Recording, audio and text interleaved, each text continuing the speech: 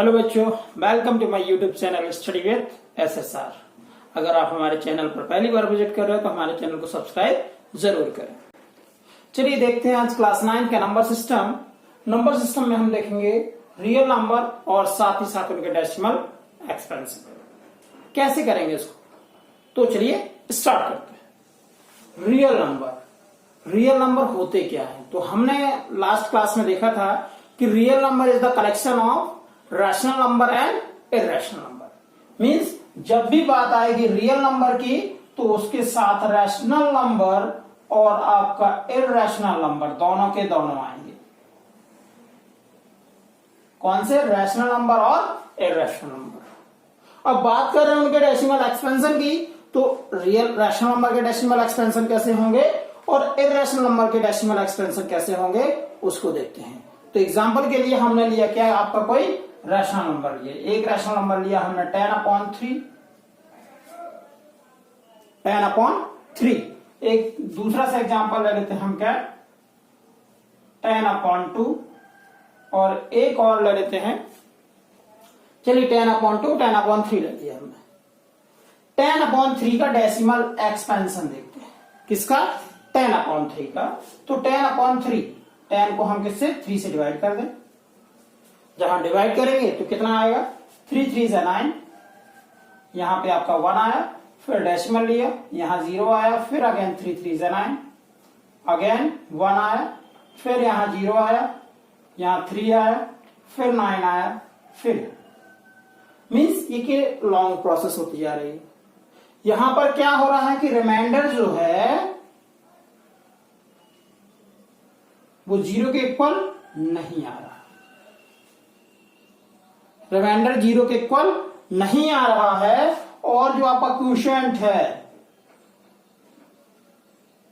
वो क्या हो रहा है, रिपीट हो रहा है।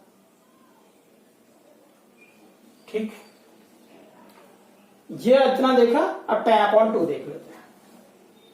हमारे पास 10/2 था, हमने 2 से इसको डिवाइड किया, यहां 10 आया, यहां 5 आया। ये तो इजी हो गया, 2 5 10, 0 आ गया।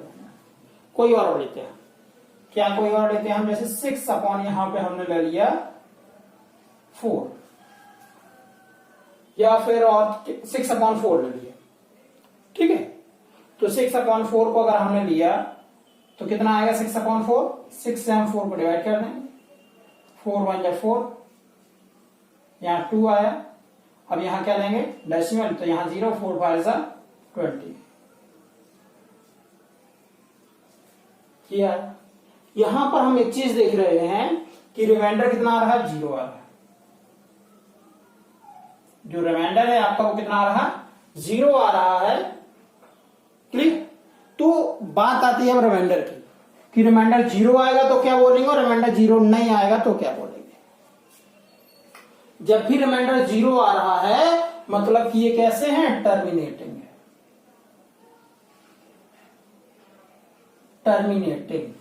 अब ये टर्मिनेटिंग क्या है, टर्मिनेटिंग मतलब अब इसको आगे डिवाइड करने की जरूरत नहीं है। रिमाइंडर 0 आ रहा है इसलिए इसको क्या बोल रहे हैं हम, टर्मिनेटिंग।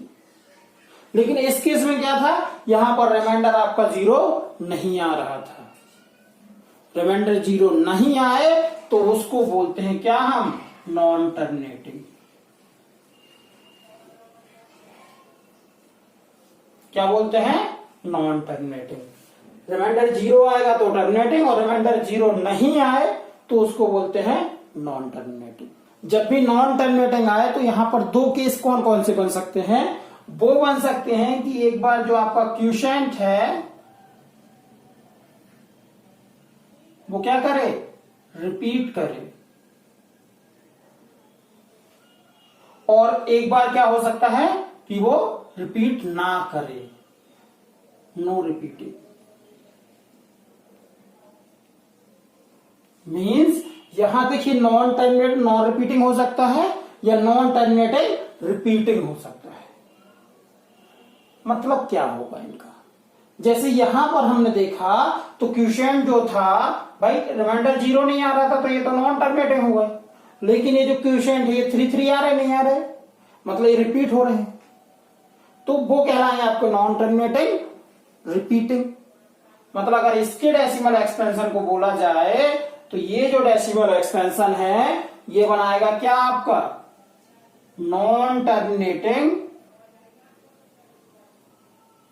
रिपीटिंग। क्या बनाएगा नॉन टर्मिनेटिंग रिपीटिंग। यहां पर क्या बना रहा था आपका टर्मिनेटिंग। तो हम एक चीज जान लें कि जहां पर नॉन टर्मिनेटिंग रिपीटिंग है या फिर टर्मिनेटिंग है, ये दोनों के दोनों ही कैसे होते हैं रैशनल होते हैं। कैसे होते हैं रैशनल। मतलब कि जो रैशनल नंबर होंगे उनका डेसिमल एक्सपेंशन कैसा होगा नॉन टर्मिनेटिंग रिपीटिंग हो सकता है या फिर टर्मिनेटिंग हो सकता है। आपकी बुक में ये जो रिपीटिंग वर्ड है, इस रिपीटिंग वर्ड को क्या बोला गया है रिकरिंग। क्या बोला गया है रिकरिंग बोला गया है। तो याद रख लीजिए जो रिपीटिंग वर्ड है उसको क्या बोला गया है रिपीटिंग वर्ड को रिकरिंग बोला गया है। तो कंफ्यूज नहीं होना कि वो रिकरिंग लिखा है तो किसके लिए लिखा है। वो रिकरिंग जो है वो रिपीटिंग के लिए ही लिखा है। और रैशनल नंबर के डेसिमल एक्सपेंशन कैसे हो सकते हैं नॉन टर्मिनेटिंग रिपीटिंग या नॉन टर्मिनेटिंग रिकरिंग लिखा हो सकता है या आपका टर्मिनेटिंग हो सकता है। तो सर ये वाला किसमें आएगा कि नॉन टर्मिनेटिंग भी हो नॉन रिपीटिंग भी हो या फिर नॉन टर्मिनेटिंग नॉन रिकरिंग हो।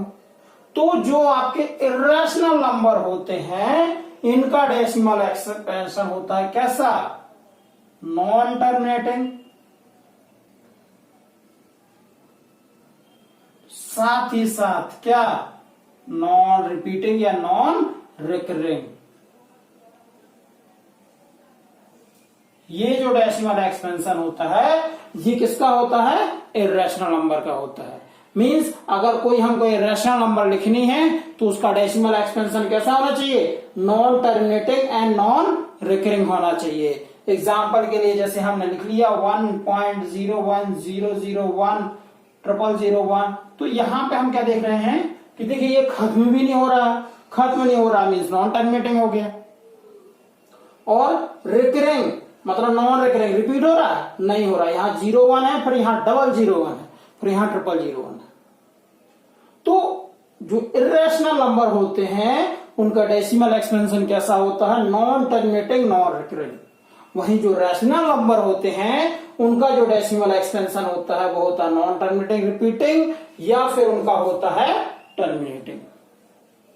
ये थे हमारे रैशनल और इर्रेशनल के डेसिमल एक्सपेंशन। मतलब कि ये थे हमारे जो रियल नंबर होते हैं रैशनल इर्रेशनल उनके डेसिमल एक्सपेंशन। अब ये अच्छा जैसे ये 3 आ रहा था यहां रिपीट हो रहा है। क्या हो रहा है रिपीट हो रहा है। जब भी कोई नंबर क्या होने लगे रिपीट होने लगे तो उसके ऊपर हम क्या लगा देते हैं बार। जैसे ये 3.3 है तो इसके ऊपर लगा दिया बार।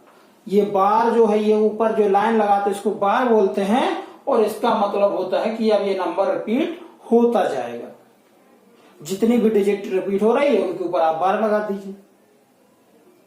ये तो हमने क्या देखा कि कोई रैशनल था या इर्रेशनल था उसका डेसिमल एक्सपेंशन निकाला। अब डेसिमल एक्सपेंशन से रैशनल नंबर कैसे बनाएंगे या डेसिमल एक्सपेंशन को PYQ के फॉर्म में कैसे लिखेंगे उसको देखते हैं। तो जो टर्मिनेटिंग होते हैं उनको तो इजी वे में लिख सकते हैं, लेकिन जो आपके रिपीटिंग हो रहे हैं उनका उन डेसिमल एक्सपेंशन को रैशनल नंबर में कैसे लिखेंगे ये देखते हैं। अभी यहां पर हमने जैसे एक नंबर देखा क्या 0.47 और बार लगा दिया हमने किसके ऊपर 7 के ऊपर। अब इसको हम PYQ के फॉर्म में कैसे लिखेंगे।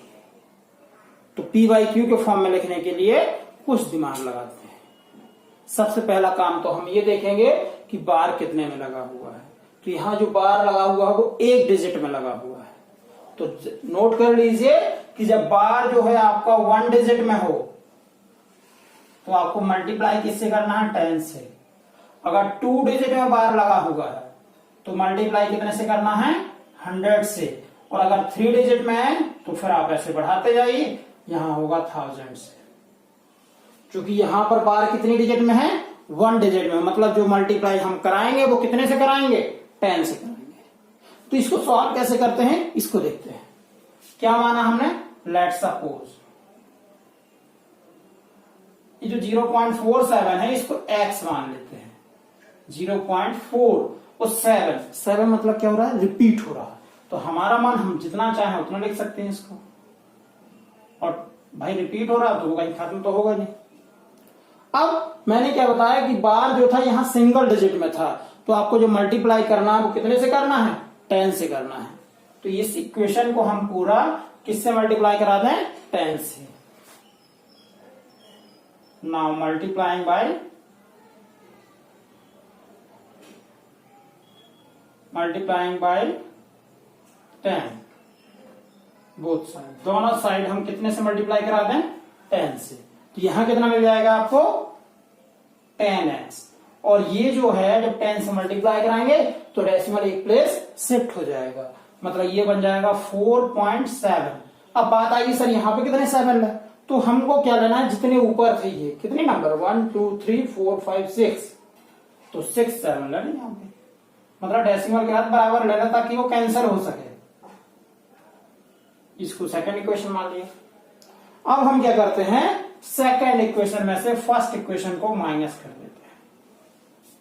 सेकंड इक्वेशन से फर्स्ट इक्वेशन को माइनस करेंगे तो यहां कितना मिल जाएगा, 10x इज इक्वल टू 4.777। ये सेकंड थी, और फर्स्ट इक्वेशन कौन सी थी, 0.47। जब माइनस कराएंगे तो इधर इधर दोनों साइड माइनस हो जाएगा, तो कितना मिलेगा, 10x minus x that is 9x। और यहां देखिए 7 से 7 ये तो सब 0 हो जाएंगे, ये बचेगा 7 माइनस 4 दैट इज 3, और ये बचेगा 4। मीन्स आपको कितना आ गया, 4.3। 9x is equal to 4.3।